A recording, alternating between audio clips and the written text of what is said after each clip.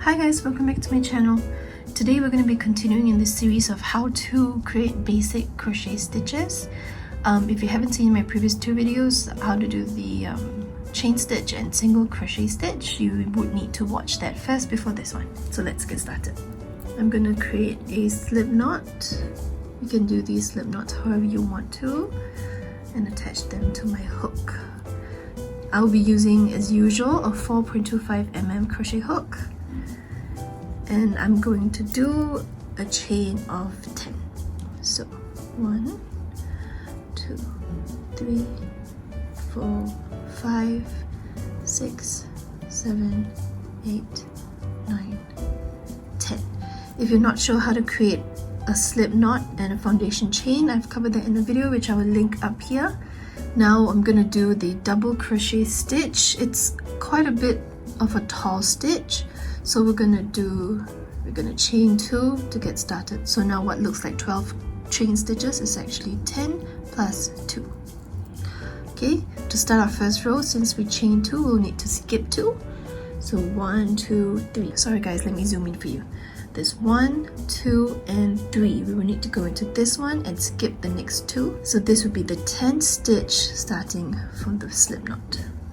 1, 2. I'm going to do a yarn over, and then I'm going to go in and pull up a loop. Now you've got 3 loops on your hook. You're going to yarn over, pull through 2. Now you have 2 loops, and then yarn over again and pull through 2. And this little post here is your first double crochet stitch. So let's do that again. Yarn over, find the next stitch, go in, yarn over, pull up a loop, 3 loops, yarn over, pull through 2, 2 loops, and yarn over, pull through 2. And you've created your second double crochet stitch. Let's do that again. Locate the next stitch, yarn over first, go in, pull up a loop, yarn over, pull through 2, yarn over, pull through 2. So the reason it's called a double crochet stitch is because you do the actions of yarn over, pull through 2 twice. So again, let's locate the next stitch, which is here. Yarn over, pull up a loop, yarn over, pull through 2, and yarn over, pull through 2. There you go. Again, yarn over, locate your stitch, go in, pull up a loop, yarn over, pull through 2, and yarn over, pull through 2. A quick tip would be to hold onto the base of whichever stitch you're working on. So for example, let's go into the next one. I'm going to yarn over, go in, and instead of holding it here, I want to use my other hand, my tension hand, and hold on to the base as close as possible so that you have a pivot point. Yarn over, pull up a loop, and then you want to hold onto the base of it, yarn over, pull through 2, and feel free to adjust your tension hand up, hold onto the base, yarn over, pull through 2. Because a double crochet stitch is so tall, there's a chance where things can get wobbly. The further away you are from the base chain, the more wobbly things become, and that can be confusing very quickly. Try to use your thumb and middle finger to hold on to wherever you're working on. So an example again, yarn over, locate the next stitch, go in, pull up a loop, hold onto the base with your other hand, 3 loops, now yarn over, pull through 2, and adjust your grip, and then yarn over, pull through 2. One more time. Hold on, yarn over, pull through 2, yarn over, pull through, oops, pull through 2. There you go.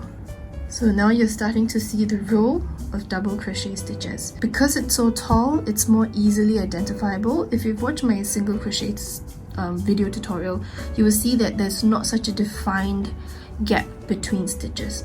If you want less of a gap, you use a smaller hook, or you can change and use a thicker yarn.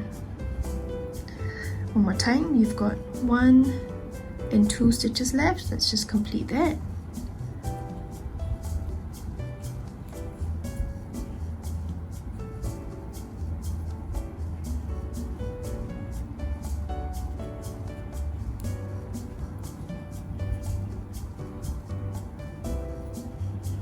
Okay, so now we've reached the end of the row.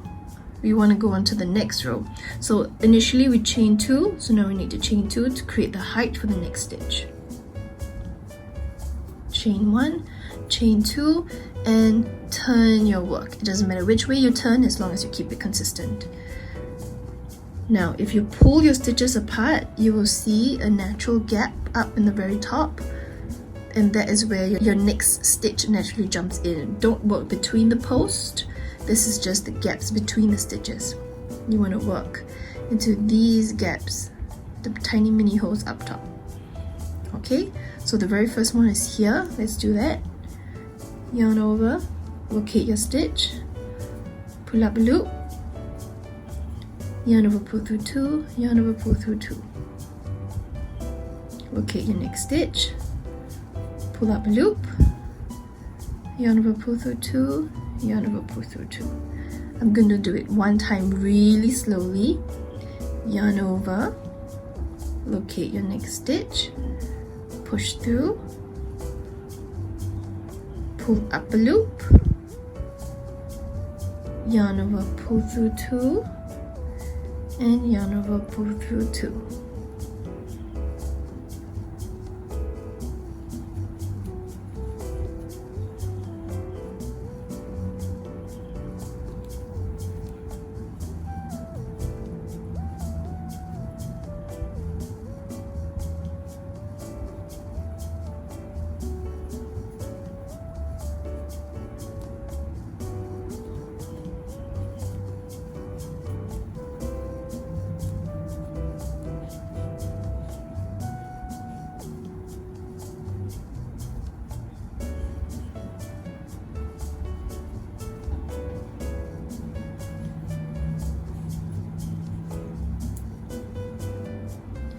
So now that we've come to the end, if you're not sure how many stitches more you need to be doing, we should always count the number of stitches you've done. So I'm going to ignore the first chain 2. To me, this is just to get it up to height. This is the way I've taught it in my classes. If you've been to my classes, all this will be familiar to you. Let's count 1, 2, 3, 4, 5, 6, 7, 8, 9, and we need to do one last one. If you're not sure where the last one is, turn your work to the top. You should be able to see a little V here. Okay, and when you poke through the hole, pick up both sides of the V. There you go, both sides of the V. Okay, yarn over, pull up a loop, yarn over, pull through 2, yarn over, pull through 2. And there you have it, your double crochet stitch. So from here on out, the work gets really easy. All you have to do is chain 2 to go to the next row and work exactly what we did. And when you reach the end of the row, count to make sure you've got the correct number of stitches, chain 2 to the next row, and keep on doing that until you've got the desired size for your project.